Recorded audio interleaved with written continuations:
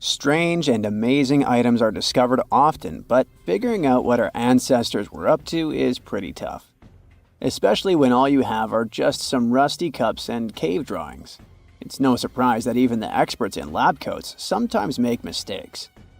But it's not just about dusty plates and huge stones. Sometimes there's even humans with large heads. So grab your digging tools and let's travel back to ancient times to explore incredible societies that even scientists can't fully explain. Sardinia may look idyllic now, but I'm not gonna lie, I wouldn't fancy visiting it 3,000 years ago. Rumor has it, terrible giants roamed around this island back then. People even talk about finding human skeletons over 13 feet tall there, although nobody's ever shown anything to prove it. But the stories will make you wonder because some weird stuff has definitely happened. In 1974, over 5,000 pieces of broken stone artifacts were found in a part of the island called Mont'e, but instead of being displayed in a museum, they were locked up in an underground vault for about 30 years. Sounds a bit suspicious, doesn't it? When they were finally displaced in 2005, scientists put the pieces together to find statues of 38 giant men standing 8 feet tall.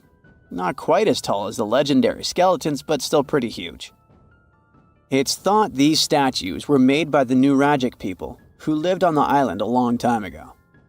Besides giant statues, they also built over 8,000 massive stone buildings. Perhaps Nuragic weren't giants themselves, but they definitely liked their things big. I do too. I like a big number of likes on our videos. That would be pretty great. Thank you if you liked this and subscribed. Now back to the video. You and I are pretty smart, but we might not be the smartest humans ever. Actually, we might not even be the smartest species.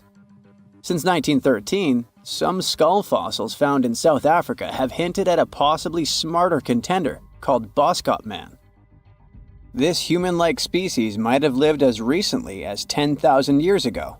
Their skull suggests they had really big heads, which means their brains could have been 30% bigger than ours. Wow! Their average IQ could have been around 149, making them among the smartest 0.05% of people today. But if a Boskop brainiac was so much smarter, why are they not around and we are? Well, bigger isn't always better, you know. Our brains are a lot bigger than our ape relatives, mainly in the prefrontal cortex. This part helps with high-level tasks like making decisions, remembering things short-term, and being aware of ourselves. The parts of the brain that handle our senses and movements haven't really grown much. So, maybe the Boskops spent too much time dwelling on the past rather than doing practical things like hunting. But this is all just guessing. We really don't know what happened to these clever cousins of ours. Some people even argue that Boskops weren't any different from us, with the only evidence being parts of skulls. The jungle is huge. Did you know the Amazon rainforest is home to about 30% of all the world's plant and animal species? That's impressive. However, the history of one native species, humans, has long puzzled scientists. The mysterious Kasarabe people lived here for hundreds of years and then vanished around 1400 AD. People thought the Amazon only had a few scattered tribes, but recently we discovered big, unusual shapes in the ground called geoglyphs. These might look like simple shallow ditches, but they're actually the remains of a vast civilization that spread over 5,000 square miles and includes about 450 markings, some as wide as 1,300 feet. That's insane! They likely contained ceremonial buildings and could have hosted up to 1 million people as recently as 550 years ago. Thanks to new technology like LiDAR, which uses a safe laser to map the forest without harming it, we can explore deeper. In 2019, some scans showed miles of raised roads and pathways and even pyramids over 70 feet tall. They found 26 separate settlements, 2 of which were at least 250 acres each. Damn, that's like 330 soccer fields. It's not certain what happened to the Kasarabe people. Maybe European conquistadors drove them out. maybe the most baffling ancient civilization is one we've never actually found a trace of. Yep, I'm talking about Atlantis, the grand city that supposedly sank into the ocean. The first mentions of Atlantis come from the ancient Greek philosopher Plato, who talked about a great city near the Strait of Gibraltar. But for ages, everyone just thought Plato made up Atlantis as a perfect version of his own Athens. So why, about 12,000 years after it supposedly vanished, do we still wonder if it might be real? Well, in the 19th century, U.S. Congressman Ignatius Donnelly wrote a book giving 13 reasons why he thought Atlantis was more than just a myth. Then, in 1965, some folks thought they actually found Atlantis when they discovered the Richat structure, a massive 25-mile-wide dome in Mauritania, Africa. It's so big that you can see the whole thing from space. 2 astronauts flying over the Sahara Desert spotted this giant eye staring back at them and thought they'd made the discovery of a lifetime. Unfortunately, there's no solid evidence linking this structure to Atlantis. It's believed to have formed from volcanic activity about 100 million years ago. But it does look suspicious, doesn't it? Still, we're no closer to knowing the truth. Imagine going back to about 3,300 BCE and finding yourself in South Asia. Welcome to the Harappan civilization. These people were way ahead of their time. They had cities like Harappa and Mohenjo-Daro, complete with baked brick houses, sophisticated drainage systems, and even public baths.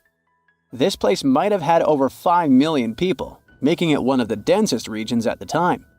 They also invented a system of standardized weights that was incredibly useful for traders. And trading they did. These people had connections stretching all the way to the Middle East, thanks to their great skills in metallurgy. They even had a form of ancient branding. The seals were used to stamp clay on trade goods. Despite being so advanced with a thriving urban life, there's a whole bunch of mystery shrouding their language and script. We've got bits and pieces of their writing, but no one's deciphered them yet, even with all the technology we have today. We also still don't know how exactly their society worked. It looks like they didn't flaunt their social status as much as other civilizations. No grand palaces or massive monuments. Instead, their largest buildings might have been granaries. They sure were practical. Unfortunately, all good things must come to an end. Around 1800 BCE, this bustling civilization started to decline, possibly due to shifts in river patterns. As the environment changed, the Harappans packed up, moving towards more hospitable lands. Ever heard of the Minotaur? The beast with a bull's head and a man's body, hunting the bravest travelers in a massive maze. Well, this wasn't just any old tale. It was one of the most popular dramas of the ancient world. And it was inspired by this place, the island of Crete. The Minoans lived here during the Bronze Age. They had stunning palaces, amazing frescoes, and a culture so rich it still fascinates historians to this day. They built places like Knossos, which was so complex with its multi-story buildings and elaborate hallways that it might have inspired the whole labyrinth myth. Their engineering was so ahead of its time that even their drainage systems were more advanced than what many of us have today. Let me know in the comments which of these stories you find the most fascinating, and thanks for watching. Tunnels, metro, underground systems, and even secret passageways to the houses of the rich and famous. Why else do we need tunnels, you may wonder? To hide. Many cities have underground tunnels and even underground doppelgangers. Now let's make it clear. Those passages are normally not connected, contrary to the popular rumor claiming that it was possible to get from Scotland to Turkey using underground passageways built around 5,000 years ago. I mean, it sounds insane even today. Imagine building it back in the day. These tunnels have an official name, the Erdstall tunnels, and they were most likely built in the Middle Ages. However, we still don't have the exact information about the date. The highest concentration of those tunnels are in Bavaria, Germany, but there are many of them in Great Britain and France too. Erdstall tunnels, a unique type of earthen passage found globally, are characterized by their narrow, oval-shaped corridors and tight choke points, known as schlups, or slip-outs. Despite speculation, their purpose remains a mystery. However, some of those tunnels have fireplaces and even vents, which might mean those were used primarily for shelter. Dating back to the Middle Ages, possibly as early as the 12th century, Erdstall tunnels lack archaeological signs and historical records, so it's not a surprise that there are many rumors about their use. Some scientists are sure those were storage spaces, though their narrowness makes this impractical. Another idea is that they provided hiding spots for farmers during tribal raids. However, their single entry point raises doubts about their effectiveness in evading threats. Now, if you're feeling like Indiana Jones and want to venture into those tunnels, you're in luck. A few structures, like the Erdstall Radkobluken in Austria, welcome visitors to explore these enigmatic structures. Most of them are closed to the public eye, though. The origins of Erdstall tunnels remain largely unknown, just like their real functions. And if you think, hey, it's the 21st century here, we can study pretty much everything, well, you're wrong. What makes these tunnels hard to study are the tight confines.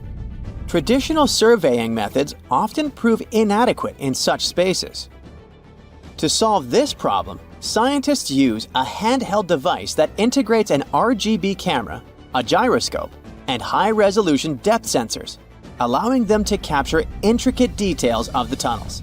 They also use modern techniques like 3D surveying in hopes of uncovering the true origins and purposes of those tunnels. One hypothesis even suggests they may have been poorly conceived dwellings, abandoned when their inadequacies became apparent. Still, not everyone quite agrees with this idea. Other theories suggest they served spiritual purposes, while the most intriguing idea speculates that those tunnels may be remnants of extraterrestrial civilizations. Experts believe they may have been used for practical matters, such as granaries or hiding spots from looters. As we don't have exact info on who built it and when, it may be pretty much anyone, even a sloth. Nope, I'm not a lunatic. Sloths can build giant tunnels. Check this out. In 2009, a farmer in southern Brazil was driving his tractor through a cornfield when it suddenly sank into the ground. He quickly discovered he had broken through the top of an underground tunnel.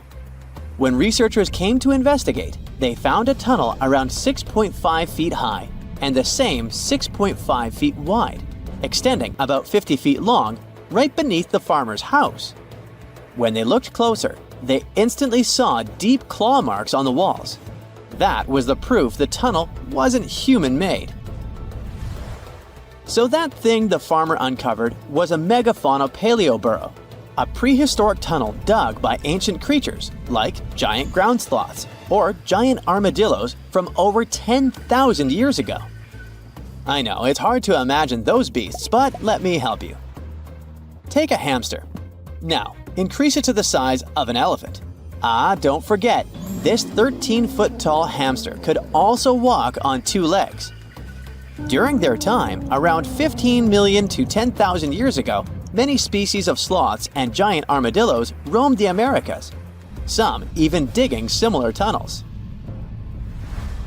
Today, many of these tunnels are filled with sediment, though some remain clear, similar to the one the farmer discovered. This 2009 find sparked significant interest, leading to the discovery of over 1,500 paleo burrows across southern Brazil, making it the era with the highest concentration of such sites worldwide. But no one knows exactly why there are so many of them in southern Brazil. While some paleo burrows exist throughout South America, none have been found in North America, which is weird since those huge sloths roamed the entire continent. The exact purpose of these large tunnels remains a mystery, but scientists believe they may have served as nursing spaces, temperature regulation, or hibernation areas. Tunnels likely developed over centuries as successive generations of sloths and armadillos expanded them. Now, let's take a look at Fogous. No, not the Japanese fatal delicacy, and no, not a town in New Guinea. To see them, we gotta travel to the UK. So fogous are underground structures too, but they don't look exactly like tunnels. They are dry stone structures. They look as if a cave had been decorated with stones from the inside. There are only around 15 of them found so far, and most of them are located in Cornwall. According to the estimates, those tunnels were built about 2,400 years ago, and they're still in pristine condition, which is truly fascinating. I mean, back in the day, people had no cool machinery whatsoever, yet their structures still last. And if you dare to buy an apartment today, well, chances are you won't be too happy about the quality. Going back to our fogous, there's nothing extraordinary about their supposed purpose. They could be used for spiritual purposes, as a place to hide, or a food storage. The latest application, though, is a bit weird. I guess it's not a secret for anyone that England is famous for its excessive humidity. And if you want to store your food properly, you gotta avoid the humidity at all costs. Otherwise, say welcome to mold and fungi. But ancient people weren't dull-witted at all, or they wouldn't have survived, and you and I wouldn't be around now. So they might have adapted those fogous to store just some products, those that already had natural molds in them, assisting in the preservation of perishable food, like milk, butter, and cheese. But hey, those are just speculations. The true reason why they were built remains unknown. What makes fogous unique is that they are intentionally built tunnels, not just excavated mines like those in Wales. They were crafted by digging deep trenches, lining them with stone slabs, covering them with capstones, and then filling over them, all of which took significant time and effort. Still, no matter how hard those were to construct, cities around the globe are often built over intricate tunnel systems, each unique to its location. For instance, Paris is famous for its extensive underground quarries, which were abandoned years ago, but still pose a risk of collapse in certain areas above. London boasts one of the largest tunnel networks in the world, including many that were specifically created for military purposes. In New York City, there are rumors of secret tunnels, while Los Angeles has old tunnels from the Prohibition era used for speakeasies. Many other cities also have their share of enigmatic tunnels, and surprisingly, Florida is no exception. It happened in the year 2011 in Ybor City. Near a former post office, flooding uncovered something weird, a section of an unknown structure. Back then, people didn't pay much attention to that, so it took another 7 years to discover something truly fascinating. This historic neighborhood was founded in the 1880s, but it remained unknown until 2018 that it also has a hidden tunnel network. We only learned of it because of renovation work. The exact purpose, of course, is unknown, but most scientists are pretty sure that they serve to connect to early gaming spots and the port of Tampa. Figuring out how extensive the tunnel network is tricky. In 2018, a historic home in Seminole Heights revealed locked doors leading to tunnels from the 1920s. One local even said he traveled through a tunnel for 20 minutes. Rumors suggest some tunnels connect to the Hillsborough River and Ybor City. Research is ongoing, but no new info has emerged yet. On October 30th, 1759, the inhabitants of the Middle East were jolted awake by an earthquake. Cracks appeared in the walls of their homes, roofs began to crumble. People ran out of their homes and gathered in open areas. But because of strong shocks, they kept losing their footing and falling. A month later, there was another earthquake, but it turned out to be even stronger. Trees broke, houses collapsed, deep cracks appeared in the ground. The disaster lasted for 2 minutes. Oases, roads, and cities were destroyed. Incredibly, Baalbek's ancient buildings withstood earthquakes. Some historians state that this majestic and mysterious place was built during the Roman Empire, but many researchers disagree. Whatever the truth is, the city is one of the main archaeological phenomena of humankind. The most amazing building of Baalbek is the Temple of Jupiter. The inhabitants of the Roman Empire believed that Jupiter held power over lightning and thunder. The building looked like a platform with 54 columns. A massive roof rested on these columns. Today, you can only see 6 70-foot-high columns. Each of them consists of 3 sections and resembles a pencil. The cores of these pencils were made of lead. This made the columns exceptionally strong. Each of these pieces of stone weighed an incredible 80 tons. That's the weight of 35 Ford Explorer SUVs. Look, this is the largest block in the Great Pyramid of Giza.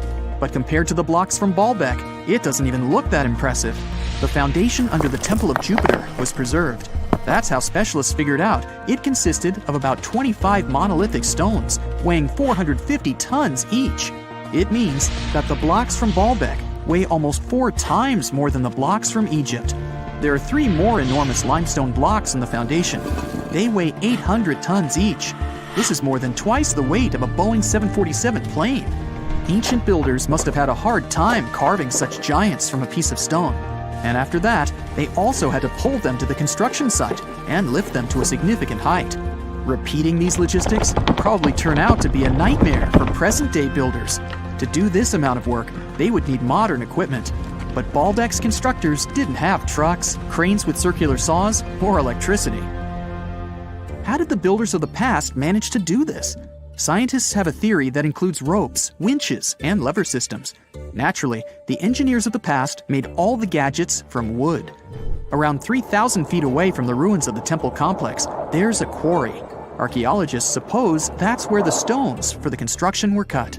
They found a block of limestone there. It seemed to be too large, even for this incredible place. The monolith got called the Stone of the South. It was 65 feet long and 13 feet wide. The ancient builders didn't have time to completely separate it from its mother rock. A group of scientists from Austria estimated that this piece of limestone weighed more than 1,000 tons.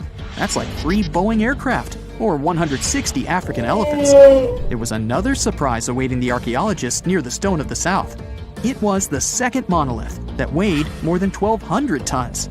But the ancient builders didn't stop at that. They continued to work. In 2014, in the same quarry, German archaeologists unearthed a block that weighed 1,650 tons. No one has figured out yet why people of the past needed a piece of stone that weighed as much as 125 school buses. It's also unclear how they were going to move this giant and why they didn't finish the job. In any case, this third monolith is the largest processed piece of stone in human history. There are more questions than answers. Some researchers believe that people of the past had high-tech equipment. Others don't think so, but are eager to understand how the builders managed to move those stones. There's a huge number of ancient buildings and artifacts on the planet. Lots of them make researchers scratch their heads. Near the Pyramid of Djoser in Egypt, archaeologists have found a network of tunnels. This place is called Serapeum. It contains 24 sarcophagi weighing from 70 to 100 tons. The giant boxes are carved from a single piece of granite and covered with heavy lids. The sarcophagi are perfectly symmetrical. To the touch, their walls are as smooth as glass. Even with the current level of technology, this is very difficult to do. But the ancient Egyptians managed this feat. The Lycurgus cup is a priceless artifact and example of ancient nanotechnology. It's made of glass that can change its color. If you put a source of light in front of the cup, it turns green. If the light is behind the goblet, it becomes deep red. In this case, the figure of Greek king Lycurgus turns pale purple. Scientists understood how this color change worked only at the end of the 20th century. Through microscopes, they saw nanoparticles of silver, gold, and copper. They had been added to the glass matrix. Thanks to this, you can observe a color change called dichroism. Interestingly, the gold and silver were grounded into a fine dust. It's almost impossible to do this by accident. Most likely, the ancient experts knew for sure what they were doing. Bolivia has a curious place called Puma Punku. It looks as if an ancient giant played there with an enormous construction set. And after the game, they forgot to put the pieces back into the box. But there are no giants, and the huge stone blocks were carved by ancient builders over 1,500 years ago. Some of the rocks weigh 100 tons. The blocks were brought to an altitude of almost 13,000 feet above sea level from the quarry 60 miles away from the construction site. There's no forest in that area. This means the builders couldn't use trees to make wooden rollers. The monument belongs to the Inca civilization. Scientists are sure they didn't know anything about wheels. In 1992, the inhabitants of a Chinese village decided to drain a pond. Their ancestors had been using it to wash clothes and catch fish for hundreds of years. They kept pumping the water out for 17 days. At the bottom of the reservoir, they made an unexpected discovery. The villagers saw an entrance to a cave going down to a depth of 100 feet. The incredible find was named the Longyu Caves. Unknown builders carved out 320,000 square feet of galleries. There are separate rooms, bridges, pools, and columns that support the ceiling. The walls of the cave are covered with strange carved lines and patterns. Scientists haven't found any information about who built the caves and why they did it. The construction technology also remains a mystery. Antonio Stradivari lived in Italy in the 18th century. He created musical instruments. More than 600 of his works have survived to this day. 500 of them are violins. One of the instruments was sold at auction for $16 million. The violins made by this master sound clear and deep. Researchers can't understand why Stradivarius instruments produce such unique sounds. Perhaps it's all about the varnish the master used to cover the violins. The answer may also lie in the wood the instruments are made of. In those days, Europe had a cold climate. Because of this, the wood became denser, and the instruments made of it sounded especially pleasing to the ear. In the Indian city of Delhi, there's a 23-foot-high pole. It weighs 6.5 tons and is made of 98% wrought iron. The 1,600-year-old pillar has no signs of rust or decay. Scientists believe that the monument is so well preserved thanks to the dry weather and the chemical composition of the metal. It might be resistant to corrosion. And still, researchers don't know how the blacksmiths managed to make an iron pillar that's not afraid of rust. It seems like a tough feat, even for modern metallurgists. The Al-Naslaa rock is divided into two parts by a perfectly straight slit. Each boulder stands on a small pedestal. Some people believe this is the evidence of ancient laser technology. But geologists think the split happened due to the ground shifting or natural vibrations that occurred under the rock. This process led to the appearance of the crack. It had been deepening for thousands of years, and gradually, the natural monument took the form you can see today.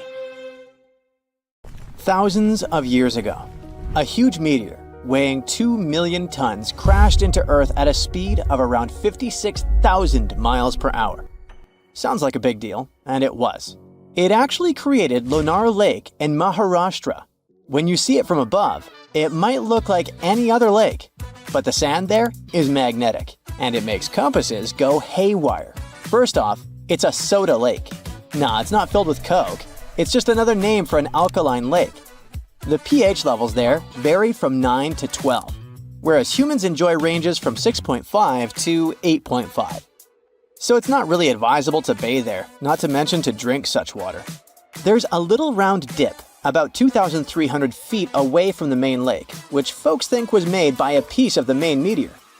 Near this lake, there is a Hanuman temple that has an idol carved from rock, and it's said to have some pretty strong magnetic vibes. Also, local farmers are draining water from Ybor Lake. Sometimes people refer to this lake as Chota Lonar, which means Little Lonar. This nearly perfect oval is one of only 2 natural craters in the world made entirely from basalt, a dark, finely textured volcanic rock. The water there is 7 times saltier than ocean water, and sometimes the lake can turn pink due to particular bacteria. Whenever you open up a tap to fill a glass of water, water goes from top to bottom because gravity, duh.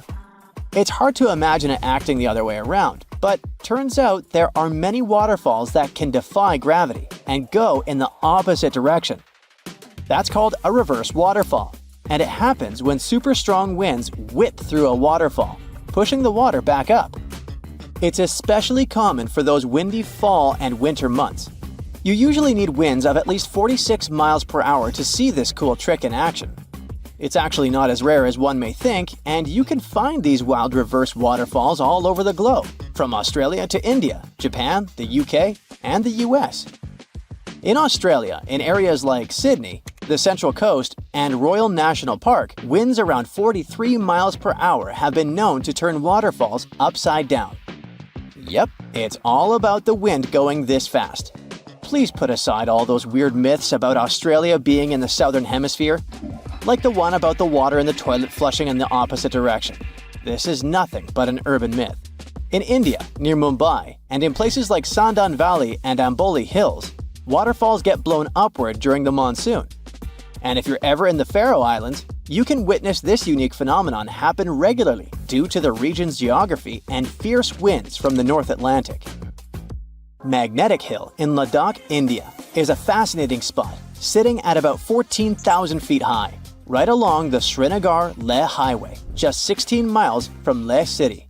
It's known for a quirky gravitational trick where parked cars mysteriously roll uphill when left in neutral, defying logic and catching the attention of visitors from all over. Locals have their own myths, viewing it as a path between heaven and earth. You'll want to stop by between June and September when the weather is just right and the optical illusion effect is at its peak, typically from 8 a.m. to 5 p.m. In Brazil, there's this street called Rua do Amendoim that seems to defy the laws of physics, leaving many puzzled as they walk or drive down it. Locals affectionately call it Peanut Street, and there's never a shortage of parking spots. That's mainly because if a car is parked without the emergency brake, it starts to roll uphill all on its own, picking up speed as it goes. People have all sorts of wild theories about why this happens.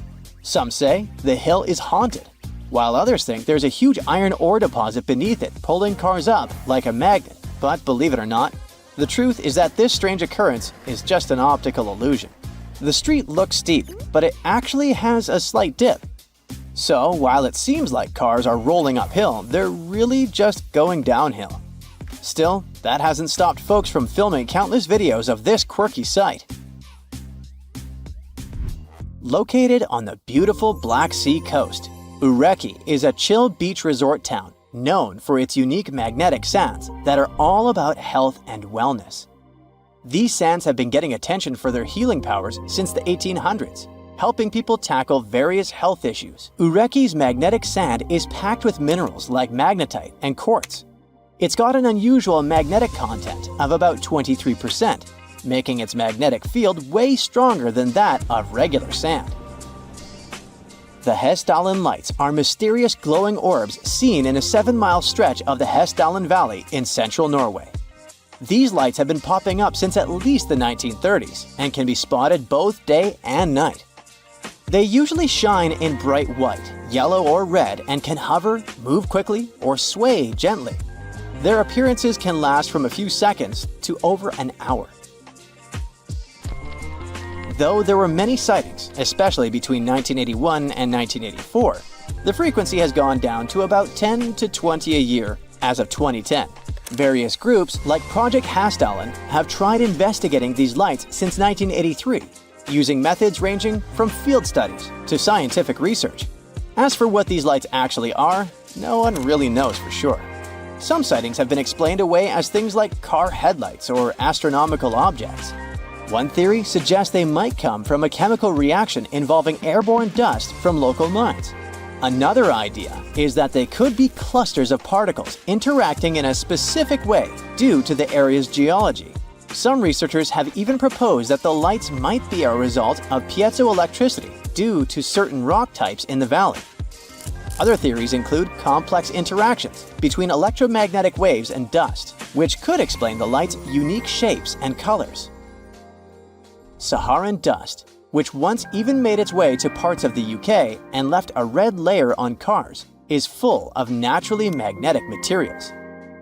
On September 7, 2023, some folks noticed their cars were covered in reddish flecks because of the dust blown from the Sahara. A video making the rounds on Facebook showed someone using a magnet to lift the dust off their car.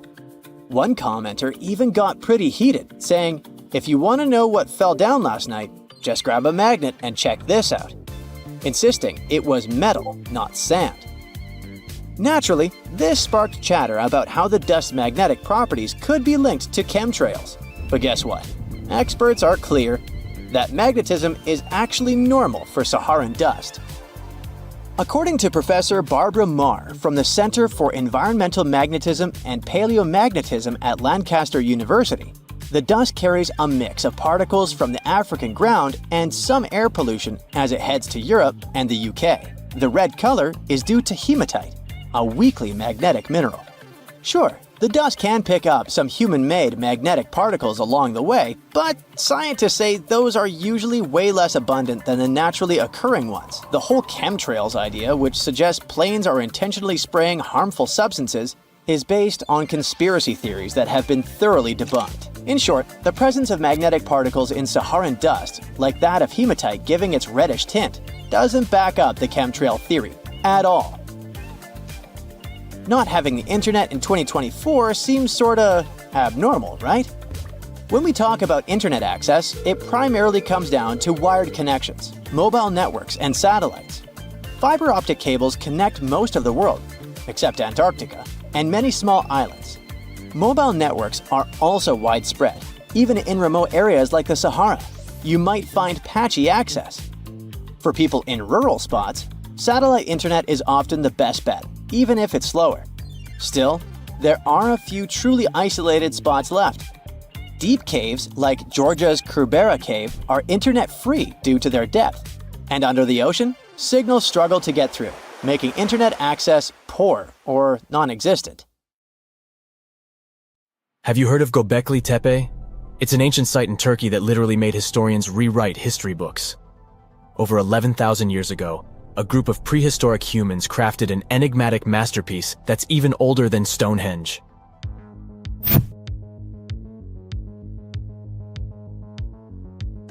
Before its discovery, archaeologists believed that people didn't know about iron and weren't good at making pottery.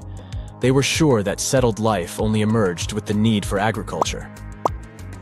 But Gobekli Tepe changed this belief.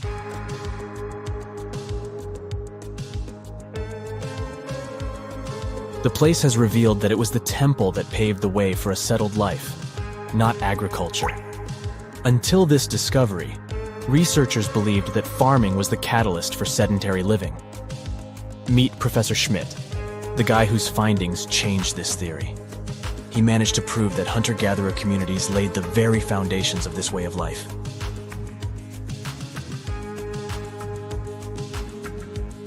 Back in the 1960s, other archaeologists visited the area, but they totally missed the mark.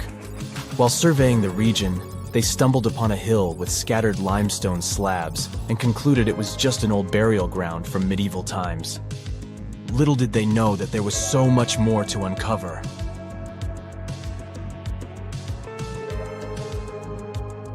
In 1994, Schmidt embarked on his own survey of prehistoric sites in the area. Surprise! He instantly realized he had discovered something truly extraordinary. Unlike the nearby flat and barren plateaus, Gobekli Tepe had a gently rounded top, rising 50 feet above the surrounding landscape. Funny enough, the translation of this place's name is Potbelly Hill. Schmidt was sure only humans could have made something like this.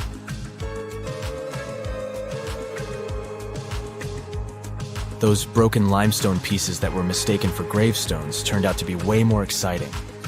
It was like stumbling upon a hidden treasure. The pieces took on a whole new meaning, and Schmidt with his team was about to dive into the secrets waiting beneath the surface. To their surprise, they found no traces of a settlement, no hearths for cooking, no houses, and none of those adorable clay figurines commonly found in nearby sites of similar age. However, they uncovered that those ancient people used tools like stone hammers. So, Schmidt and his team put their heads together and took a wild guess at the age of Gobekli Tepe's stone structures. Their estimation got backed up by some limited carbon dating done right at the site. The ancient vibes of this place were finally starting to make sense. It was like a puzzle slowly coming together.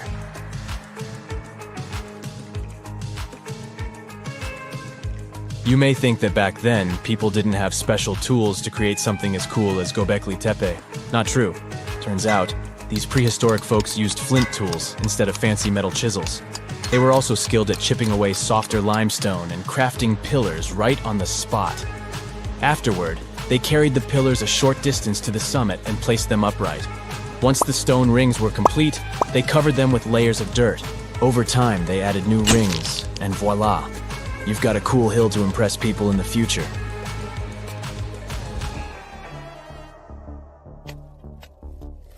During their first year of excavation, the team went through 15,000 pieces of animal bones from wild creatures.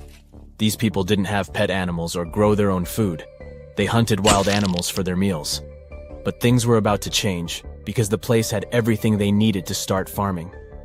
Scientists say they had wild sheep and wild grains that could be domesticated. And guess what? Just 20 miles away, geneticists found evidence of the world's oldest domesticated strains of wheat at a prehistoric village.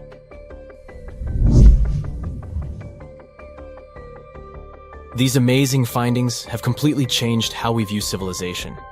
In the past, experts believed that people needed to learn how to farm and settle in one place before they could build temples and develop complex societies.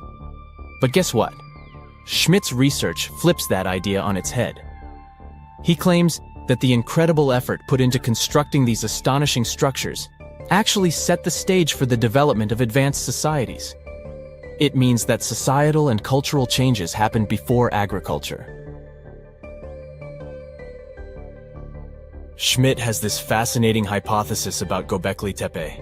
He thinks it could have been a special burial site where people left their loved ones. And here's the twist. The burial site was adorned with fancy statues and symbols representing deities from the spiritual realm.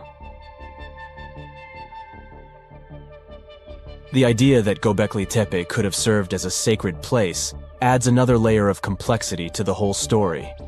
While the site's true purpose may remain elusive, Schmidt's insights invite us to consider the profound interplay between life and the afterlife, and the deep reverence ancient hunter-gatherer societies may have had for their departed ancestors.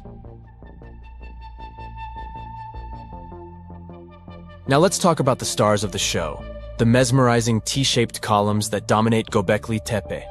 These mysterious structures range from 10 to 20 feet tall and most likely represent stylized human figures. But one figure stands out from the rest, the three-dimensional lion relief.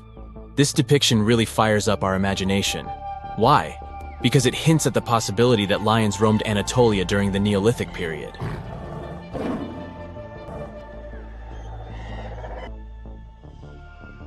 These standing stones are arranged in circles and placed in rectangular pits. Each circle has a similar setup. Two big T-shaped pillars in the center, surrounded by slightly smaller ones facing inward. Talk about a stylish arrangement. These towering pillars reach a whopping 16 feet and weigh between 7 and 10 tons. Some pillars are plain and simple, while others are like works of art with intricate carvings.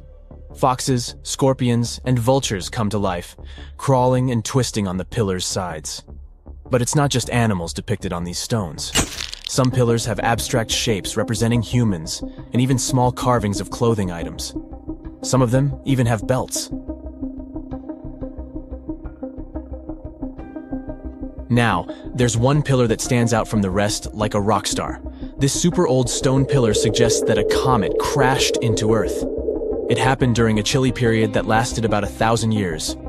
Previous studies examining Greenland ice cores hinted at this comet theory, but now the carvings at Gobekli Tepe prove it right.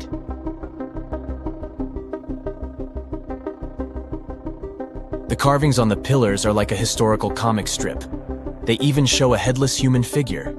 Researchers fed the images into a computer and discovered their connections to constellations, indicating that this temple might have been an ancient observatory.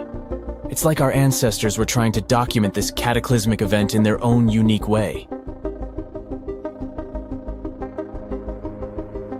Archaeologists have been excavating and researching Gobekli Tepe since the mid-1990s, peeling back layers of history and providing us with a deeper understanding of the intricate relationship between various elements. They have no plans to stop the whole process for another 150 years. Who knows what else they'll find? You see, Gobekli Tepe has been labeled purely as a ritual site with no signs of domestic activities. We were led to believe that the absence of water meant it couldn't support semi-sedentary communities. But scientists believe it's time to shake things up and approach Gobekli Tepe with fresh eyes. It's time to question what we believed before and use new evidence and different ways of thinking. Like, there might have been a group of people living in the area who didn't stay in one place all the time. They moved around a bit but still had their own civilization, living in the area semi-sedentarily. Gobekli Tepe is not just home to a single temple, but an astounding collection of over 20 ancient structures. As archaeologists delve into the depths of this wonder, they are unraveling its unique layout, featuring 2 prominent focal points at the heart of each establishment, complemented by smaller structures and dividing walls. What's even crazier is that in this area, there are over 200 obelisks, which are narrow tapering monuments. If there's a question that still baffles archaeologists to this day, it's this one. How did the ancient Egyptians build those magnificent pyramids? As far as we know today, their resources were quite limited, especially in terms of tools and building materials. We still don't have a fully satisfying answer, but hey, we've got some pretty amazing theories worth considering. The leading contender among these theories involves the clever Egyptians employing a sneaky strategy. Now picture this. They constructed a slanted and curving mound made of bricks, earth, and sand encircling the pyramid to be. As the pyramid grew taller and taller, they simply increased the height and length of this wacky structure. It's like they were playing an ancient game of Jenga. Now, how did they get those massive stone blocks up there? Well, according to the legendary ancient Greek historian Herodotus, they used sleds, rollers, and levers. It sounds like they turned construction into a supersized game of tug-of-war. And guess what? Herodotus also claimed that the Great Pyramid, the one from Giza, the granddaddy of them all, took a whopping 20 years to build. There's more. Herodotus also dropped a mind-boggling number on us. 100,000 men were supposedly involved in this pyramid extravaganza. Did they hire the entire Egyptian population? Well, it might not be as far-fetched as it sounds. These men were probably mostly farmers, so they probably focused on the pyramids when there wasn't much work to be done in the fields. Like during the flood season of the Nile River. Obviously, specialists in the archaeological community had something to add to this theory. By the late 20th century, they discovered some evidence that suggests the workforce might have been smaller and more permanent than previously thought. Instead of a massive army of 100,000 pyramid builders, they proposed that a modest crew of around 20,000 workers, accompanied by support personnel like bakers, physicians, and even spiritual leaders, could have gotten the job done. There was also this theory that claimed that the pyramids were actually built from the top downward. It suggested that these colossal structures were nothing more than isolated hills used as quarries. The stones were supposedly drawn from these hills, and over time, competing engineers took charge and transformed them into the iconic pyramids we know today. Now, before you dismiss this theory as a wild fantasy, some folks thought it wasn't completely crazy. After all, there are instances where isolated hills exist, so maybe this theory had a tiny glimmer of truth. Whether it involved ramp building or ingenious work schedules, one thing is clear. Those pyramids have definitely left their mark on history and on our imaginations. Now, speaking of ancient Egyptian mysteries, there's this gigantic unfinished obelisk sitting in ancient Egypt, and scientists are trying to figure out how it was shaped. Now, some people suggest that our industrious ancestors used handheld pounders to get the job done. One expert has a different take on the matter, though. He argues that if we take a closer look at the pattern left behind by the shaping tool, we'll notice something peculiar. The walls of the trenches surrounding the obelisk display a neat and even pattern, which is pretty unlikely if they were pounded away by mere mortal hands. According to this expert, those horizontal striations are usually the result of a tool that takes breaks while removing material, leaving its mark on the surface. But wait, there's more. Imagine the tool being rocked back and forth against the trench walls, clearing away the waste to keep the trench from narrowing. Well, in that case, the tool might have left some funky horizontal striations where it was pressed against the sidewall. This sounds like some fancy technology at play, don't you think? And guess what? The dynastic Egyptians probably didn't have access to that kind of know-how. Another famous Egyptologist from way back also uncovered a bunch of core drills during his adventures. Although the actual drill bits are missing, his collection houses these particular core remnants made of limestone, alabaster, and even granite. These constructions aren't the only amazing thing the ancient Egyptians left behind, though. As it turns out, the Egyptians were the genius minds behind the creation of the handheld mirror. Yeah, that little mirror you use every day to check yourself out. But here's the twist. These mirrors are like pieces of art. They were decorated with inscriptions and figures. But that's not all. The Egyptians had a serious concern with their appearance. They knew the importance of personal hygiene and looking fabulous. So, in their quest for pearly whites, they invented toothbrushes and toothpaste. Dental problems were pretty common back then, and their smiles weren't exactly all white. Dentistry wasn't their strongest suit, you see. Maybe their minds were distracted by all that pyramid building. So that doesn't mean those ancient toothpaste recipes weren't amazing. One delightful concoction included rock salt, mint, dried iris petals, and pepper. Some brave dentists in the 21st century tried it out, and it worked pretty well. Ground-up ash was also used in another recipe to create a tooth cleansing paste. Mint was missing, so that didn't do much for their breath. That's when the genius Egyptians came up with the world's first breath mints. They made tablets from heated spices like cinnamon, and they mixed it with honey. Now, let's shift gears to home decor, Egyptian style. They surely took ornamentation to the next level. While the concept of decorating furniture started in Mesopotamia, the Egyptians cranked it up a notch.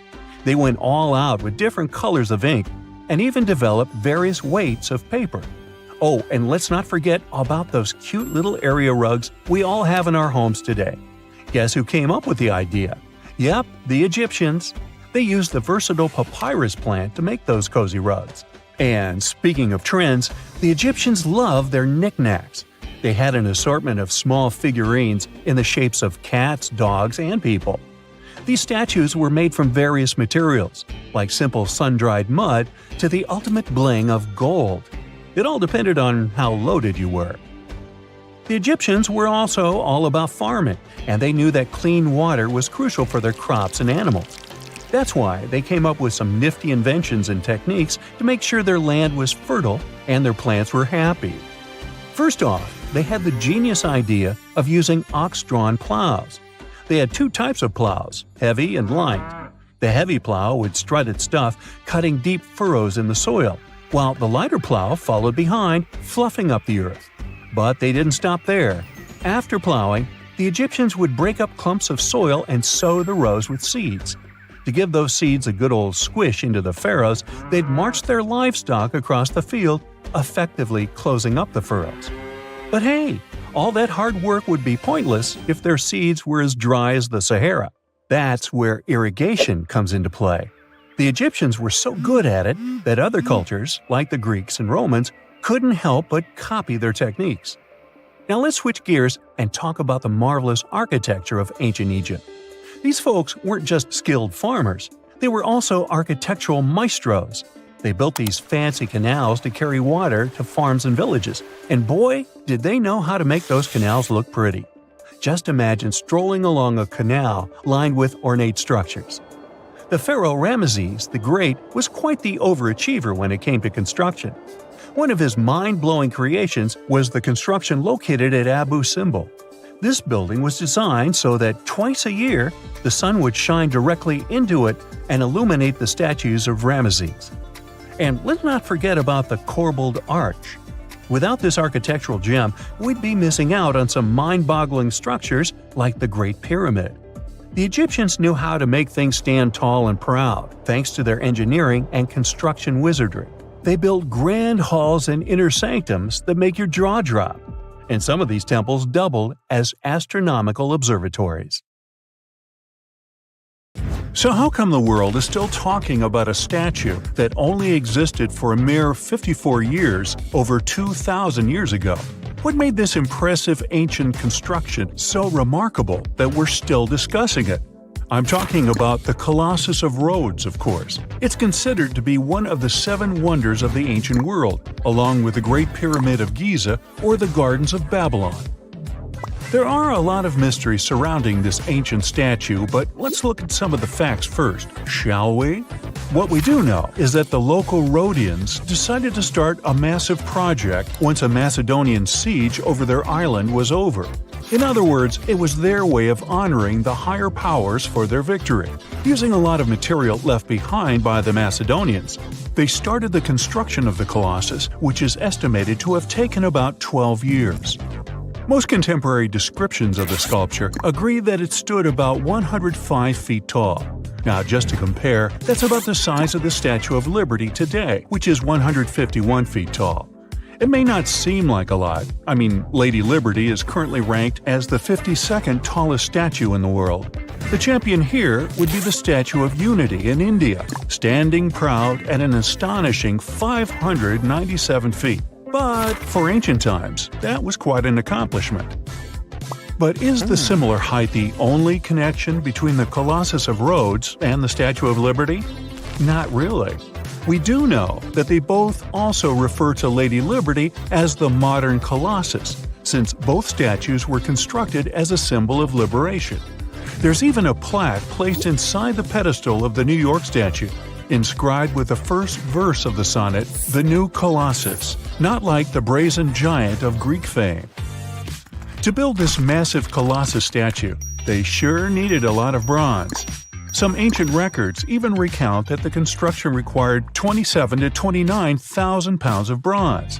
Even for modern times, this is a lot, but back then, they even called it an operation that involved the bronze industry of the entire world. The man tasked with bringing the statue to life was Shars of Lindos, a local Greek sculptor. The whole construction took place from 294 to 282 BCE, but unfortunately, Shars never got to see the end result. We don't know for sure why that happened, but some records claim constructing the Colossus of Rhodes may have led him to complete bankruptcy, since he failed to accurately estimate the cost for the massive statue. Anyway, we still don't know for sure how it was possible to build a statue this big back in those days. They had none of the equipment we have today, like excavators or elevators. Some old records said that they had to invent a completely new, custom method to build it. It all happened on the location, put together piece by piece. They supposedly split the statue into many different sections, and the first one to be constructed was the feet. Once each section was done, huge mounds of earth were placed around it, so they could continue working on the next section above. However, these records were made more than 100 years after the Colossus was finished, so there's little we can say about the accuracy of this information. In all those 12 years, the local Greeks worked around the clock to build the Colossus of Rhodes. They started with a white marble base that they placed at the statue's feet. They then continued with some sort of an iron skeleton, to which they attached the bronze plates. Why did they choose bronze, though? Well, that was more for practical reasons, since bronze is stronger than iron and it can also sustain extreme weather conditions. More so, if you think about it, the statue was located pretty close to the sea, so the air surrounding it would have been pretty salty. That's why they needed to make it out of quite sturdy material. And what about the location? Well, that's something that has been up for debate for a long time. Researchers initially believed that the statue stood with each leg on either side of the Mandrake Harbor, one of many in the city of Rhodes, basically straddling its entrance. As imposing as that may sound, it was likely not the case. First of all, that would have meant the harbor would have to have been closed for the whole duration of the construction, which doesn't seem to match all the other records. More so, after the statue had fallen, it would have probably blocked the entirety of the harbor, which again doesn't seem to be mentioned anywhere. Most recent depictions say that it most likely stood either on the eastern side of the Mandrake Harbor or maybe even further inland. So, what happened to this impressive structure? Is there really nothing left of it to this day? And why did it survive for only 54 years, since it took so long to build and it was so important for locals? Well, as admired and valued as it was to the Greeks, an earthquake took the Colossus of Rhodes away from them. The story goes that because of the movement of the earth beneath it, the statue snapped at its knees and was completely laid on the ground. Nonetheless, the statue still continued to be admired for centuries. The Rhodians refused to rebuild it as they considered it a sign and did not dare intervene with destiny. By the middle of the 7th century, they had taken away what was left of the statue completely. Legend says it took about 900 camels to carry all the bronze away from the location. And what about the looks of the statue? This is also one aspect that is still shrouded in mystery. Even though it was a symbol of the locals' pride in maintaining their independence, they did not use the depiction of the statue for any of the coins they made, even though that was kind of customary. Other art historians do think, however, that the Colossus was similar to other depictions of the same mythological creature, a male figure that had rays of light rising from its head. The position of its hands is also still up for debate. Some say it might have even been holding a torch. We don't know if his hands were pointed straight down or whether the right arm was raised, like in similar representations in Greek mythology. The original might not be here for us to admire anymore, but there are some plans out there to rebuild it. A group of European architects intends to build a 21st century version of the ancient statue. This new construction is planned to stretch 500 feet tall. It should serve as a cultural center combined with a lighthouse. To make sure it won't have the same destiny as its ancient ancestor, these designers intend to use a lot of technology available today. Firstly, they plan to cover the whole exterior of the modern Colossus with solar panels so that the enormous building has enough electricity. They also intend to use modern resources to make sure earthquakes and wind forces won't affect the massive structure yet again. To do that, they plan to build the statue as a tripod structure, made from its 2 legs and a 3rd pillar of support, constructed from the sash draped over the statue's arm and touching the ground. They also plan to place heavy steel support around the base for counterbalance. They even thought of a suspension system that would permit the statue to rock back and forth, making it a bit more flexible and able to resist all the various weather conditions.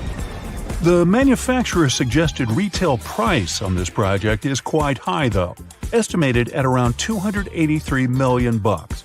Supporters of the modern Colossus are optimistic as they are certain they can raise that impressive amount of cash through crowdfunding and private investments. Before we get into the reason why and how there are pyramids all around the world, let's talk about some of the examples. I'll start with the Pyramid of the Sun in Mexico. These folks really knew how to build a city. Their well-planned urban center spanned over 7 square miles and boasted several pyramids. But the Pyramid of the Sun is the most impressive. This giant pyramid was built way back in 100 CE and is one of the biggest structures of its kind in the whole Western Hemisphere. It's so big that it's 216 feet high above the ground. If you ever find yourself in this ancient city, you won't be able to miss the Pyramid of the Sun. It's right there on the east side of the Avenue of the Dead, the city's main north-south street. To build this incredible pyramid, around 1 million cubic yards of material were used, including a special kind of red volcanic rock called hued tezontle. Impressive, huh?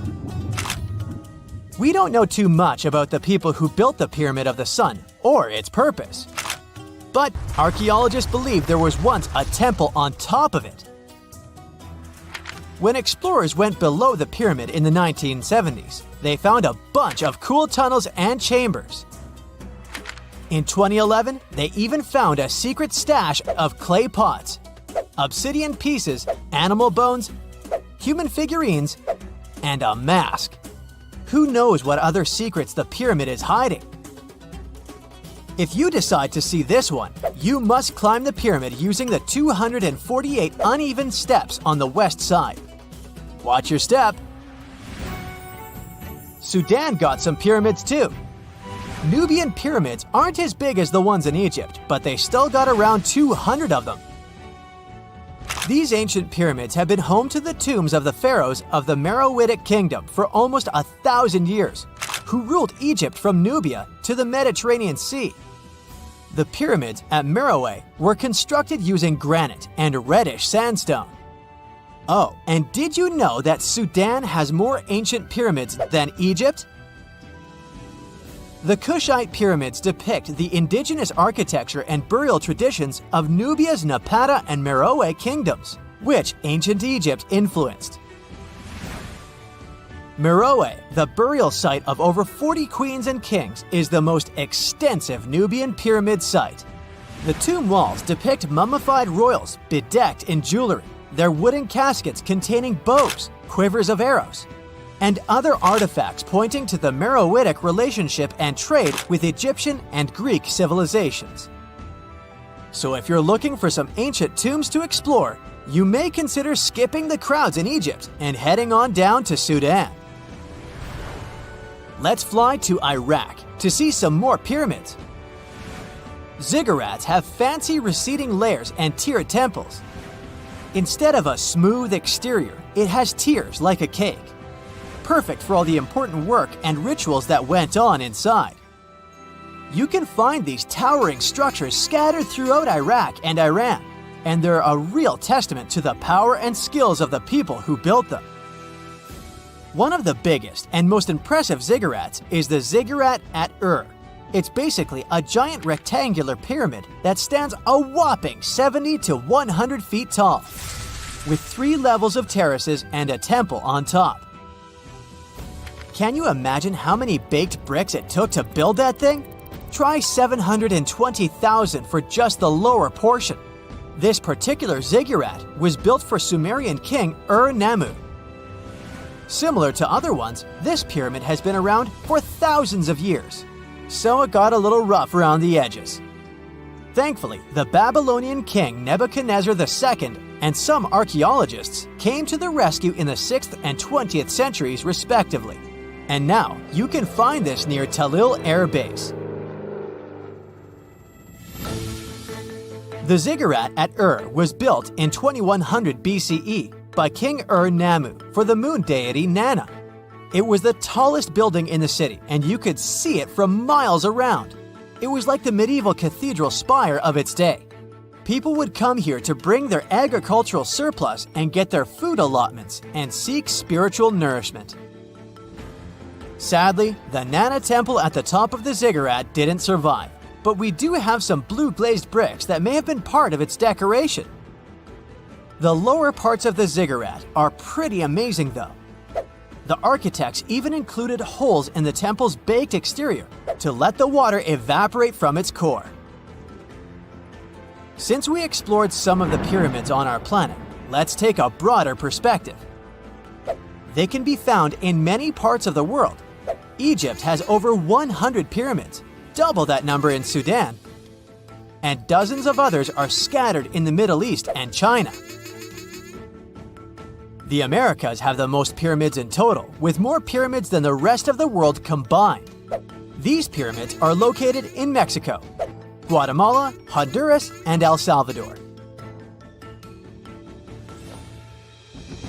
Time to know more about the evolution of pyramids through history. The oldest pyramid is in Egypt. This pyramid was a step pyramid, which was created by placing one layer of stone on top of another. The pharaoh Sneferu is credited with creating the pyramid shape we recognize today. During his 45-year reign, he built 3 pyramids. His first 2 attempts failed, but he finally got it right with the Red Pyramid, which is considered the first true pyramid. It was Sneferu's son, Khufu, who built the Great Pyramid of Giza, which was the tallest human-made structure on Earth for almost 4,000 years. Latin American pyramids are similar to early Egyptian step pyramids, but they were built independently with no knowledge of each other. The pyramids in Sudan were built around 700 BCE and are tall but much narrower than those in Egypt. How in the world did all these civilizations build these things without even texting each other? After all, the Aztecs, Mayans, and ancient Egyptians were about as different as possible. But despite their cultural differences, they all seem to agree on one thing. Pyramids were pretty cool. Step pyramids are all around the world because they were the most feasible and stable way to build large and tall structures without access to lighter building materials like wood and metal. The triangular form with a square base is the best way to build a sturdy structure, and having a cube structure would require more material for less height. Now, when it comes to pyramid design, the Egyptian pyramids were like giant triangles with a square base, smooth sides, and a pointy top. On the other hand, the Aztecs and Mayans went for a tiered cake look, with steps leading up to a flat platform on top. So, while all these pyramids share the same basic shape, they have their own unique flair. Each group built its pyramids using different materials, techniques, and slope angles. So while they may have been inspired by each other's work occasionally, they were just doing their own thing. Egyptian pyramids had smooth, angled sides that were designed to help the pharaoh's soul ascend to heaven. The Pyramid of the Sun was built over a series of caves that served as a passageway for the deities. The Maya built the temple of Kukulkan in Chichen Itza to honor the deity Kukulkan, usually represented by a serpent.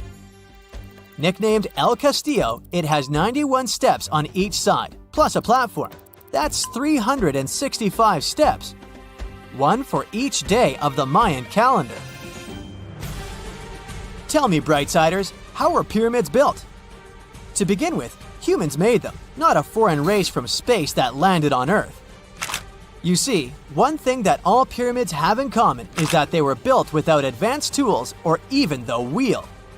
It took a lot of people to build them, including skilled laborers and architects. For example, it's estimated that 20,000 people built the Great Pyramid of Giza, and it's believed that most of them were skilled laborers. Building pyramids was a massive undertaking that required years of planning and effort. The Great Pyramid at Cholula, Mexico, took 600 years to complete. The story goes that two Mayan twin boys loved to play ball. Sure, they were really good at it, but they also made a lot of noise when playing. The lords of the underworld soon became bothered by the sound and summoned the two boys to the underworld, a place the Mayans called Xibalba. As soon as the boys reached their gloomy destination, the lords of the underworld began putting them through a series of tests. Soon enough, the inexperienced twin boys failed the tests and lost their lives. But this was not in vain. This sad event resulted in the appearance of a beautiful fruit tree. Soon enough, a young woman saw a beautiful fruit on this tree and reached up to pick it. Legend has it that soon after that, she gave birth to another set of twin boys named Hunahpu and Xibalbek. Just like their ancestors, these twins were great ball players, but they were equally as loud, and the lords of the underworld became annoyed again. They decided to ask this pair of twins to come to play a game in the underworld, hoping to get rid of them too. When the twins arrived, the lord sent them through a number of frightening places. The first one was the House of Gloom, which was very dark. They then passed through the House of Knives, where they had to avoid getting injured. The twins then built a fire in the House of Cold, so that they didn't freeze, and ran through the House of Jaguars, where they tricked the animals into not eating them. Finally, they entered the House of Bats, where they seemed to have lost their luck. One of the bats managed to run off with Hunahpu's head. The lords then challenged the twins to play ball with them, but the boys were clearly at a disadvantage. Xibalbek placed a turtle on Hunahpu's shoulders to make up for his lost head, and they began playing. As the lords became distracted by an animal near the court, Xibalbek stole his brother's head and placed it back in its place. Much to the annoyance of the lords, the twins were now able to tie the game. Hunahpu and Xibalbek continued to perform a series of tricks for the lords of the underworld. One of them involved Xibalbek injuring Hunahpu and then bringing him back to life. The lords were so impressed by the twins' performance that they asked them to do the same trick on them. Of course, the twins agreed, but after performing their trick on some of the lords, they refused to revive them. Seeing what had happened, the lords of the underworld admitted defeat and begged for their lives, promising not to intervene in the lives of people ever again. Hunahpu and Xibalaqui were happy to have avenged their ancestors and gained the respect of the lords. Legend has it that the lords of heaven were so impressed by the twins that they took them to live in the sky by turning them into the moon and the sun. The Maya civilization was one of the most dominant indigenous societies in history, and their folklore and traditions are still discovered and studied today. They used to live in a territory called Mesoamerica. It was made up of modern-day Mexico and parts of Central America like Guatemala, Belize, Honduras, Yucatan Peninsula, and El Salvador. They lived from 1800 to 900 BCE and up to 900 to 1500 CE. Apart from their impressive legends, the Maya were very skilled inventors. They're known for their calendars, writing systems, farming methods, and sports. Their writing, for example, was found preserved on buildings and stone monuments, as well as in rare books and pottery. It's a system made out of more than 800 hieroglyphics in various combinations. Each of those signs was said to represent a syllable. Their writing system was deciphered by accident by Tatiana Proskorakov, an American woman who initially studied to be an architect. Since she didn't find a job in her field, she eventually became a Mayanist in her own right, despite not being academically trained. She was the first to notice that the Mayan upended frog glyph meant birth, and that their toothache glyph meant the date when the king ascended to the throne. It made it easier for scientists to pinpoint birthdays, as well as the names of the rulers of a specific Mayan dynasty. They also invented the concept of zero, which is seen as one of the greatest innovations in mathematics, physics, and human history altogether. Sure, even back then, people understood the idea of having nothing, but the concept of zero as a number is a relatively new invention. A fun fact about Mayans is that they really liked hats. The bigger your hat was, the more important you looked. Not only was it a sort of fashion statement, but it also made them look taller, which was a big deal for their aesthetic. The Mayans also came up with one of the most intricate and complex calendars in human history. It was the first to use zero as a placeholder. Their calendar ended on December 21st, 2012, which led some people to believe that it translated to the end of the world. Obviously, that was not the case. It just so happened that the date coincided with the end of a Mayan cycle of years. But you know, as advanced in science and astronomy as they were, they did make some mistakes. One of them was their belief that the world was flat. Their theory was that the four corners of the world were watched by the Brother Lords, who kept the sky from falling over their lands. Hats off for their menus, though, as they were well-known chocolate eaters. They turned eating chocolate into a form of art. The drink they made wasn't really like the hot chocolate we enjoy today, though. The recipe included mixing cacao with water, honey, chili pepper, cornmeal, and other ingredients to make a foamy, spicy drink. The ritual of drinking cacao was a crucial part of their celebrations. We're not done discovering all the amazing parts of their architecture and civilization. It was only a few years ago that a Maya pyramid was found at Tonina, in the Mexican state of Chiapas. It was estimated to be more than 1,000 years old. The reason why it escaped archaeologists for so long was that it lay hidden under what was believed to be a natural hill. The ruins of two Mayan cities have been recently discovered in the Mexican state of Campeche. Why didn't we find them until now? Well, they were concealed by really thick vegetation, which made it difficult for archaeologists to reach them. The Mayans didn't just disappear. Their descendants are still around today, many of them choosing to live in their ancestral homelands. You can find them in Guatemala, for example, where the Maya people make up the majority of the population. Overall, the Maya ethnic group contains people that speak different Mayan languages, such as Yucatec, Quiche, Quechua, or Mopan. They had no idea what a spa day was, but the Mayans really enjoyed a nice sweat once in a while. Sweat lodges were discovered around ancient Mayan sites. They were built out of stone or adobe. These rooms were an essential part of their cleansing and healthcare rituals. One of the earliest sweat lodges was found in Quello in northern Belize and appeared to date back 3,000 years. One of the most important parts of the Mayan culture was a ball game which they named Pix. It had both political and spiritual significance. We can see ball courts at important parts of Mayan archaeological sites. The main goal of the game was to pass a rubber ball through a very high stone hoop without using your hands. Basically, it was a combination of soccer and basketball. However, it could have serious consequences. The loser could, at times, even lose his own life. Ooh, high stakes indeed. Because of this game and the need for bouncy balls, the Mayan people were some of the first cultures to use rubber. They made it using natural latex. There were different kinds of rubber depending on what natural substances the latex was mixed with. And that, my friend, is the way the ball bounces. Sorry, but you know me, I just couldn't resist. A comfortable abode with a gorgeous view of the Mediterranean Sea will serve as a perfect rain shelter. Well, this is what a real estate advertisement might have looked like for Neanderthals 100,000 years ago.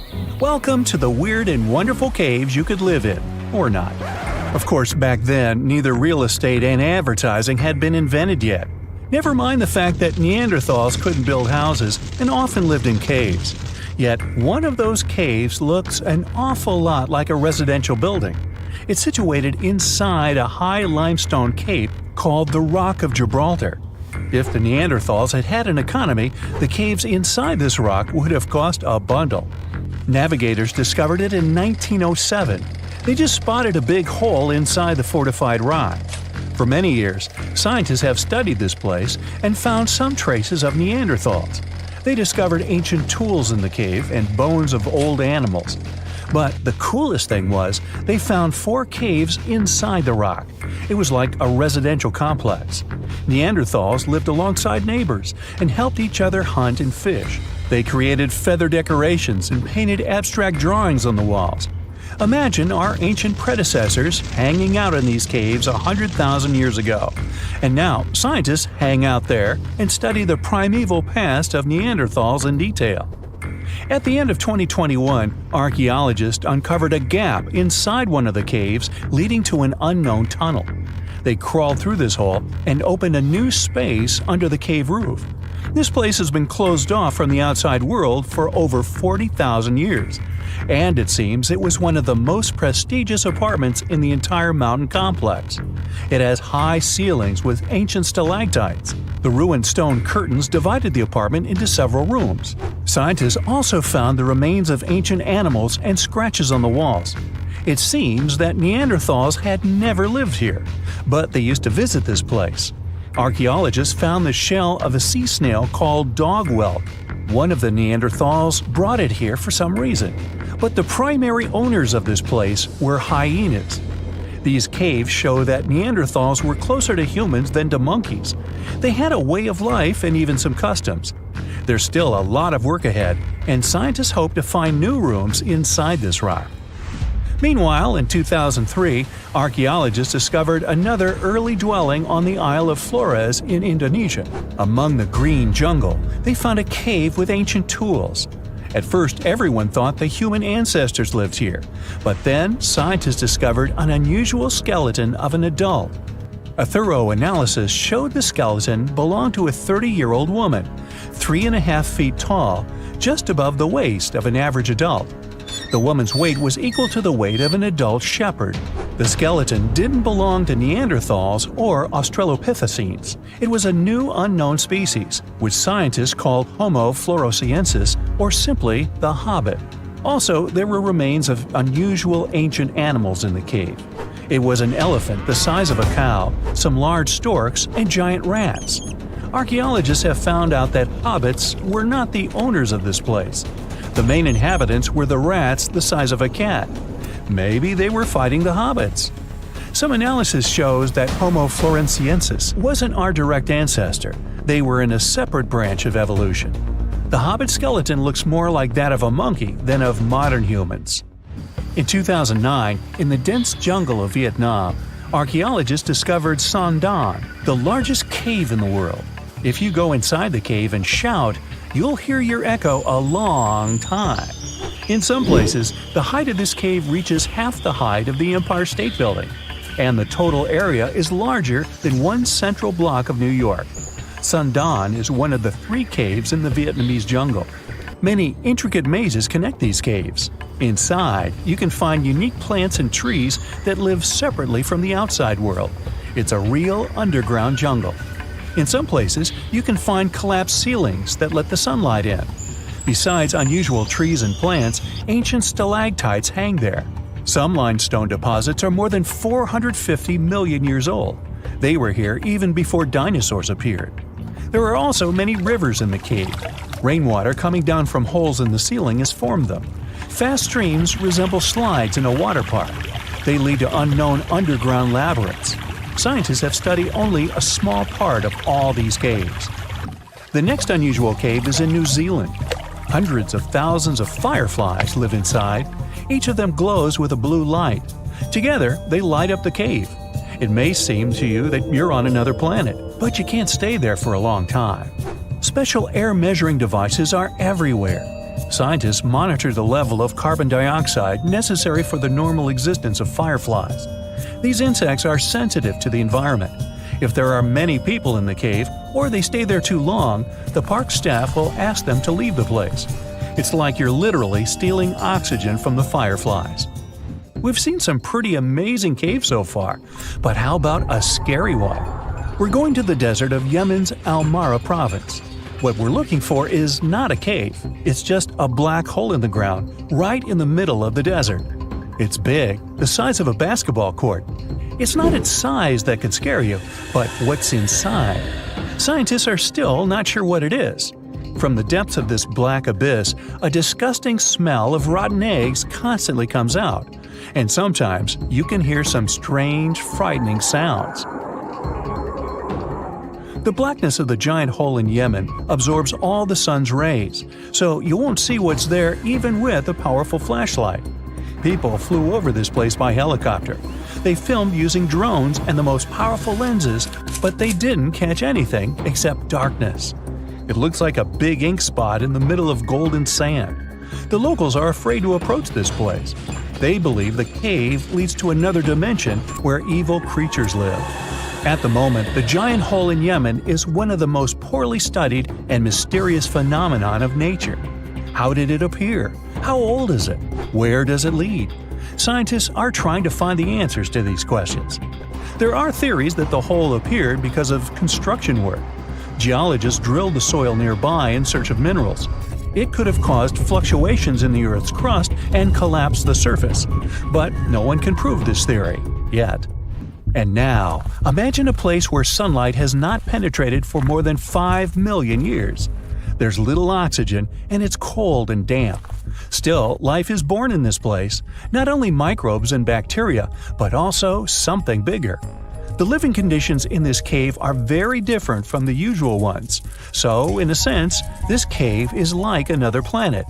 It's the Movile Cave in the southeast of Romania, near the Black Sea. The entrance is a small hole in the ground. Inside, a tunnel leads deep below the surface. The levels of hydrogen sulfide and carbon dioxide are above normal inside the cave. The air here is half as much oxygen as on the surface. People can't be here without an oxygen mask, but other creatures living here can. The cave is home to 48 species of living organisms. 33 of them are unknown. Here you can meet some unusual insects, white snails and white spiders, millipedes with huge whiskers, transparent shrimp, and unique species of leeches. They all live here thanks to the little bacteria autotrophs. They absorb carbon dioxide and release food particles. Bacteria feed on it. Other larger organisms feed on these bacteria, and some bigger organisms eat those little ones. In the end, everyone gets food.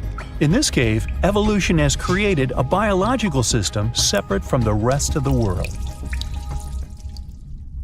Imagine you can spend an entire week digging in the ground, scanning for ruins, and taking photographs of the world's most surreal archaeological sites. Would you be up for it? Grab your magnifying glasses, and let's do some digging. When in Rome, do as the Romans do. Walk around the city stumbling upon ancient history, So you're strolling around Esquiline Hill on a sunny afternoon. You have just finished your third gelato when you suddenly see it. The magnificent Domus Aurea, or Golden House, for the non-Latin speakers. The Roman Emperor Nero ordered to build this huge palace back in 64 BCE. The construction finished in 68 BCE. In its glory days, it occupied an area 3 times the size of the Vatican City. The building had gold leaf decor, semi-precious stones, and tons of frescoes. There were over 300 rooms in the palace, some of them overlooking the beautiful vineyard and animal-filled woods nearby. It held an enormous 100-foot statue of Nero himself. The octagonal wall was the grandest construction in the complex. Originally, it was a banquet hall with waterfalls cascading down the back walls. The hall rotated around its axis day and night as petals fell from above. Nero's successors stripped the whole palace of its materials. Today, tourists can visit the main structure and, of course, the octagonal hall. They excavated it, and you'll easily recognize it even with its bare walls.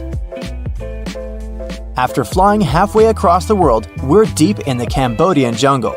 Good thing you brought bug spray with you. Mosquitoes can get crazy in this tropical climate. Hidden among the forest is the city of Angkor. It was the capital of the Khmer Empire from the 9th to 15th century. FYI, the word Angkor means capital city in the Khmer language. The city became one of the largest in the pre-industrial world. Researchers say nearly 1 million people used to live there. Today, Angkor attracts visitors from around the world because of its stunning architecture. You can recognize the Khmer style in the use of huge blocks of sandstone. At the center of the complex lies Bayon Temple. It's decorated with 216 smiling faces, which scientists say are meant to resemble the founder of the Angkor Empire. They believe the towers used to be decorated with gold, but today the site is a maze of vine-covered temples. The city was abandoned in 1431 and wasn't rediscovered until the 1840s. In 1992, they named it a UNESCO World Heritage Site. The United States is not usually synonymous with ruins, but here's one. In the mountainous state of Colorado lies the ancient home place of ancestral Pueblans. Throughout the Mesa Verde National Park, there are over 600 cliff dwellings built by the Pueblans around the 1190s. The Cliff Palace alone had over 150 rooms. It was a multi-story building of sandstone and mud mortar. To arrive at the balcony house, visitors had to climb a 32-foot ladder. There, you can see a mid-sized village of 38 rooms and 2 kivas. Kivas are traditional chambers built by Pueblans for ceremonial purposes. By 1300, the Pueblan occupation of the Mesa Verde ended. Thankfully, the site is open for visits now. If you like terracotta landscapes, you came to the right place. The city of Petra is a marvel of the ancient world. Located in Jordan's desert, the city was a commercial hub back in the 4th century BCE. The Nabateans, an Arab Bedouin tribe, lived in the so-called Rose City and thrived for many years, accumulating a significant amount of wealth. They invented an innovative water management system that made the region habitable. The rock-carved gate-like structure Petra is famous for is what is called the Pharaoh's Treasury. It stands at the main entrance to the site and is said to have a hidden treasure beneath it. In the early 2000s, the site was named one of the 7 new wonders of the world. All the way in South America, in the country of Guatemala, lie ancient Mayan ruins. The lost city of Tikal is a site made of 12,000 buildings, the remains of the capital of the ancient Mayan Empire. It is comparable in importance to London or New York. The North Acropolis is Tikal's most ancient complex of monuments. Built solely by human hands in 750 BCE, It served as the resting place of kings and chiefs. Back in the day, the step pyramid temples were painted a beautiful red. Mayans loved that color. Today, of course, you'll only see the limestone. Archaeologists have no clue as to the cause of Tikal's decline. Was it drought, disease, or something else altogether? Located on the left bank of the river Tigris is a strange old ruin, a battered archway. It belonged to a city named Ctesiphon, the jewel of the Persian Empire for over 800 years. The city hosted an extravagant palace, decorated with a glass mosaic, jewel-adorned carpets, and a lot of marble. What is it with royalty and marble anyway? The arch was part of an imperial palace complex. Until modern times, it was the largest man-made freestanding vault. Notice how there are no pillars sustaining it. The enormous wealth of the city made it a constant target for other empires, until it eventually fell. In the mood for some more Mayan ruins? Chichen Itza is an archaeological site with the best preserved pyramids on Earth. Located in Mexico's Yucatan state, this Mayan city is well over 1,500 years old. At its peak, it was home to 35,000 people. The site has a total of 26 ruins to be uncovered. The highlight here is El Castillo, a tremendous step-like temple standing 80 feet above the ground. Its most peculiar feature is that it has 91 steps up each of its 4 sides, including the upper platform. It makes for 365 steps, the number of days in the solar year. The oldest lost city in this list dates back to the Neolithic period. It was when us, human beings, started farming for the first time, instead of living a fully nomadic lifestyle based on hunting and gathering. Located on Orkney Island off the coast of Scotland is a prehistoric site known as Skara Brae. Thanks to good restoration, the site is very well preserved. You can see prehistoric dwellings with hearths, stone-built furniture, and even primitive toilets. Researchers found runic symbols on the site, which means they could have attempted some form of writing. Ah, Greece. Fancy some feta cheese, anyone? We've arrived at the focal point of archaeological sites, but today we're exploring one in particular, the Colossus of Rhodes. Also known as the Bronze Giant, it used to be one of the 7 wonders of the ancient world, standing in the harbor of the Greek city of Rhodes back in the 3rd century BCE. The Colossus was said to be 105 feet tall. It's believed that the statue was built with the help of 900 camels. Sadly, it only stood for 54 years. A ravaging earthquake tore it to pieces, so visitors would come and see only a giant foot. Now, there is a whole load of nothing where the statue once stood. I think it's safe to say there are a lot of random ruins on walls spread across the globe. And our final visit for the day consists of exactly those. All the way in northern England lies the ruin of Hadrian's Wall. The Roman emperor commissioned the wall in order to separate his empire from Britain's. The original wall was a lot grander than what is left of it today. But still, the ruins are pretty impressive. They consist of a 73-mile structure stretching from one coast to the other. Back in the day, Hadrian's Wall hosted 17 large forts and numerous observation towers to ensure the maximum safety of his empire. The wall fell into oblivion when the Romans left Britain at the start of the 5th century. People began looting it to build churches, farms, and even houses.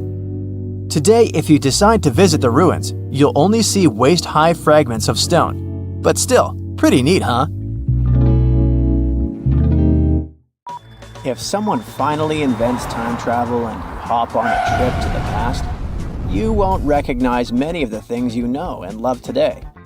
The Statue of Liberty and the Egyptian pyramids, some basic gadgets like the remote control and your laptop, and even the corn you have for lunch have all changed beyond recognition. When the pyramids were originally built in ancient Egypt and Giza and other places, they didn't look sandy brown at all. All of them were covered with white limestone. If you had seen them under the hot African sun, you'd have to look away. That's how smooth and shiny they were. Builders used around 6 million tons of this material for the Great Pyramid of Giza alone. It's the largest one you can still see on your trip to Egypt. The local rules were quite a thrifty crowd, and they reused some of the casing stones for other construction projects. A massive earthquake in the 14th century has also loosened some of the stones, so you won't see a lot of limestone, but some of it is still there, on top of the Pyramid of Khafre in Giza. It looks like it has a second peak on top of the first. In ancient times, all pyramids used to have capstones called pyramidions, covered in a mix of gold and silver.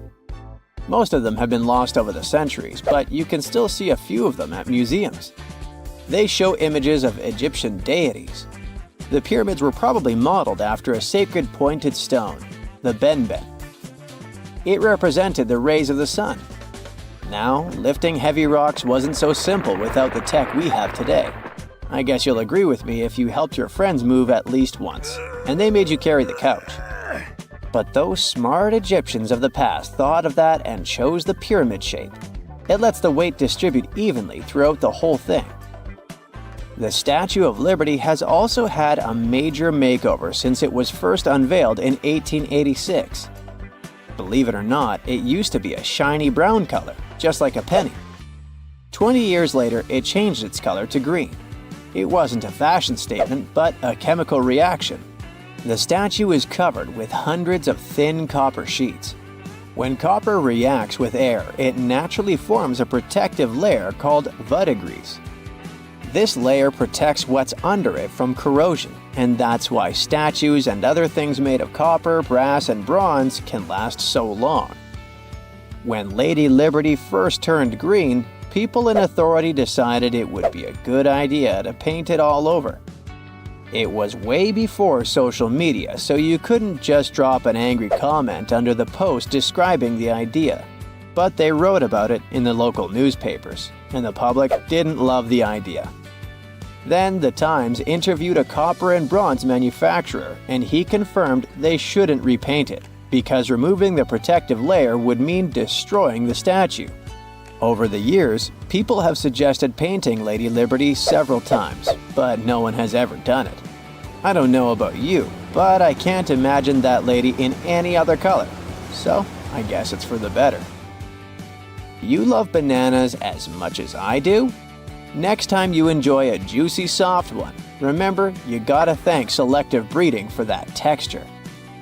The original wild bananas had many large, hard seeds and not so much delicious pulp. And hey, who doesn't like a sugary watermelon?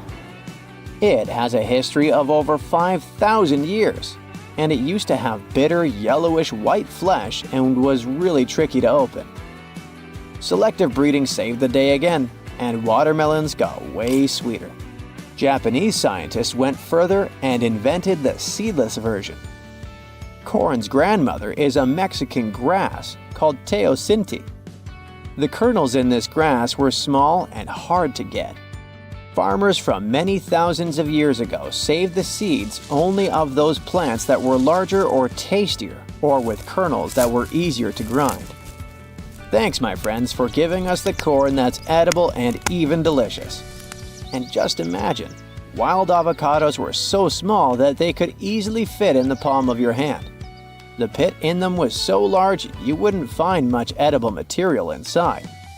They also had a much harder shell than the ones we're used to. You probably wouldn't get a lot of work done without your beloved computer today, but I can't tell you exactly whom to thank for this invention. The ABC from 1942 is one of the contendants for the title of the first computer. It's short for the Atanasoff Berry computer, named after its inventors at Iowa State University. The ABC weighed over 700 pounds. Yep, yours must be way lighter than that. That big boy consisted of around 300 vacuum tubes and had a rotating drum, a little bigger than a paint can, and had small capacitors on it. A capacitor is a gadget that can store an electric charge, like a battery. The ABC could solve problems with up to 29 different variables to help scientists save some time. Like modern computers, it used binary digits, ones and zeros, to represent all numbers and data. Because of that, it was possible to do the calculations electronically. And now, my favorite part, The ABC finished one operation about every 15 seconds. Just for you to compare, it's millions of operations per second now. Unlike the tech we use today, the ABC did not have a changeable stored program, so the program could only do a single task at a time. An operator had to write down the intermediate answer and then dial that back into the computer. Sounds like another reason to be happy we live in the 21st century. That remote control you use for all sorts of appliances has gone a long way too. Nikola Tesla, who gave us alternating current, designed one of the first wireless remote controls back in 1898. He named his invention teleautomation and demonstrated it on a miniature boat controlled by radio waves. The boat had a little metal antenna attached to it. Tesla sent signals to the boat using a box with a lever and a telegraph key, which was his version of a remote control. Those signals set electrical contacts on the boat into motion and moved the rudder and the propeller, and Tesla was controlling the boat. The concept of the remote control soon spread to other gadgets. The first television remote control followed in 1950. It was designed by the Zenith Radio Corporation called LazyBone. Don't take it personally, please. This LazyBone had a massive cable that was attached to the TV set, and those who tried it didn't fall in love with the invention because they tripped over that cord. I feel your pain, my friends. If you live or work on one of the top floors, you gotta love this one. Meet the first passenger elevator. It traveled at the speed of 40 feet per minute. Not the fastest, I know, compared to today's record, which is 40 feet per second. But hey, it was built back in 1857 in New York and was more of a tourist attraction than a necessity. The elevator had a steam engine hidden in the basement of a 5-story building. 3 years later, they shut it down because the public didn't appreciate it. Otis Tufts filed the first patent for a vertical railway around the same time. His invention included an actual car with a bench inside for people to sit on. Sounds like a great spot to hang out with friends to me. What do you say? Then they started adding elevators to luxurious hotels around the world. They were entire rooms with a rich design, upholstered seats and mirrors on the walls, and sometimes even a small chandelier. There was an obligatory operator who'd close the door and the car would start its super slow ascent. It was still more about style than about speed, so I guess I'd choose the stairs. Imagine working 7 days a week on a large-scale construction site. You, along with thousands of others, carry millions of stone blocks and put them on top of each other according to a complex system. You work without modern construction equipment. You have no air conditioning or constant access to water. It's so hot outside that you can fry eggs on the road. You've been building the pyramid for decades, and now, when it's finally done, you enjoy the result of the colossal work of thousands of people. You're looking at a giant cultural monument of global value that will freeze in time and amaze people for tens of thousands of years. A few thousand years have passed. People in the 21st century see the pyramids and are like, wow, I can't believe humans have built this. Yeah, the people who built the pyramids wouldn't have appreciated such a theory. But actually, there are reasons to believe that people built it using some fantastic technology. From the outside, it seems the Great Pyramids are just big triangles of stone. People just put some heavy blocks on top of each other, and that's it. In fact, the design seems too perfect to be true. The pyramid consists of more than 2 million blocks. They lay so close to each other and are so even that you couldn't squeeze even a thin sheet of paper between them. Scientists still can't figure out the exact technology for building the Egyptian pyramids. One of the biggest and most famous is the Great Pyramid of Giza. This huge construction, well known all over the world, has one big secret. There should be a capstone on top of the pyramid. It's a triangular-shaped stone block, a small pyramid on top of a huge one. It's also called a pyramidion. The builders of ancient Egypt made it out of granite and limestone and covered it with gold. No records or old drawings prove that there was a pyramidion at the top of the Great Pyramid of Giza. But there's another ancient Egyptian structure with such a triangle, the Red Pyramid. It was built before the Great One, and its capstone has survived to this day. Archaeologists have found and reconstructed it. But where could the capstone of the Great Pyramid be? It's a mystery that still has no answer. Some are sure that some thieves have stolen it from the top. Maybe they just climbed up and pushed the pyramidion down. It makes perfect sense. The capstone was probably the most valuable element of the pyramid. Many scientists and archaeologists still don't know its exact purpose. Some believe that this peak covered with gold glorified the pharaohs. The capstone reflected moonlight at night and illuminated the entire space around it. During the day, the capstone reflected sunlight with its shiny surface. You could have noticed it from afar. The top of the pyramid was a kind of guiding star for lost travelers. All other stone blocks of the pyramid consist of limestone. People polished them to make them look shiny. In the past, they were even glowing and reflected light. You could see glowing pyramids from space, although they looked like tiny lights. Over thousands of years, winds, sandstorms, and rains have changed the pyramid's appearance. If people had taken care of them all this time, they would have looked like something out of science fiction movies, or the pyramids from Las Vegas. But unfortunately, we will never see their original appearance. Some archaeologists and scientists believe that the capstone could absorb the sun's energy and distribute it evenly throughout the pyramid. No one knows precisely why the Egyptians needed this technology. There's a theory the pyramids are ancient energy systems. The pharaohs applied this energy to use some unique technologies that were more advanced than all the achievements of the 21st century. And the triangular shape of the pyramids was ideal for boosting this electromagnetic energy. In theory, solar radiation, or electromagnetic forces, accumulated at the top of the pyramid, filled the inner rooms, and then went down the walls to the base. Any surface